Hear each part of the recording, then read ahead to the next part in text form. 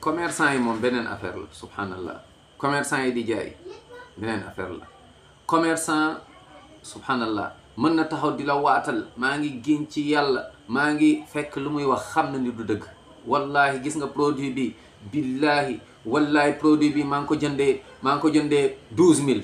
wallahi gis nga tissu bi maa ngi ko jëndee 12000 yow rek yow yaa tax moo tax ma la koy jaayee 12000 du ma ci gagné dara. te yàlla xam na ni mu ngi ko jëndee lu mu ko jëndee matul même pas 10 000 matul même pas peut-être 8000.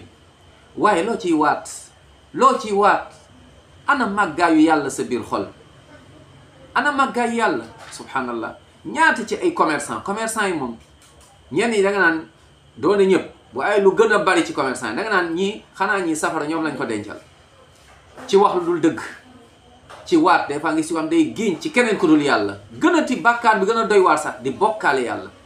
demal ci commerçant yi des fois ngi place am mu ngi ci takk ay téere. ana yàlla ana ki la bind ba nga nekkul dara nga nekk sa biiru yaay. kan moo la protégé woon nan noo ay client laay wut sa wërsëg yàllaa ko yor subhanallah. commerçant yu bari subhanallah dugg ci ay wala nekk ci riba. commerçant yu bari riba moom du dara ci ñoom.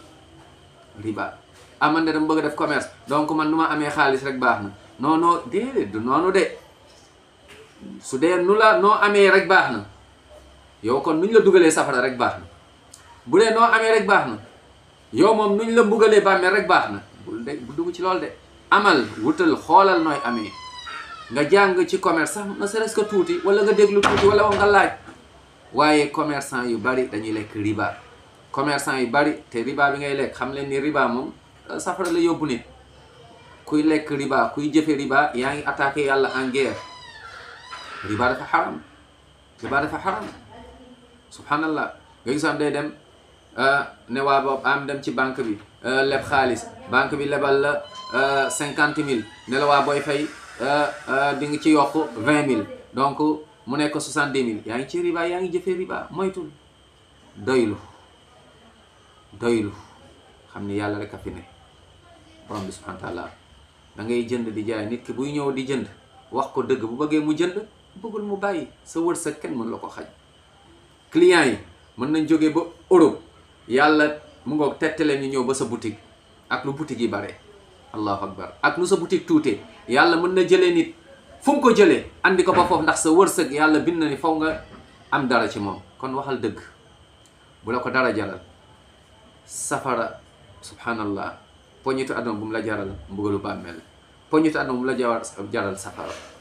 poñitu àdduna bu mu la jaral wax du dëgg. ñu teg fi paaka subhanallah. dëgg rek ngay wax. ku la xam ci dëgg la lay xamee. ku lay bëgg ci dëgg ku lay bañ ci dëgg. kon commerçant yi moytu leen. naam lu njëkk defal commerce ak yàlla jël décision dëgg rek ngay wax. lu baax rek ngay dox. doo nax nit di nga ko wax dëgg. da ngay jënd jaay nag mën nga ko ne lii de jaru sa nga koy xam ni nga ko jëndee mais lii laa koy jaayee nga ne waxtaan ak moom. mais na nekk dëgg. sinon rek sori nga yoonu aljanna te ku sori yoonu aljanna yoonu safara nga nekk. yàlla na ci yàlla musal amin ya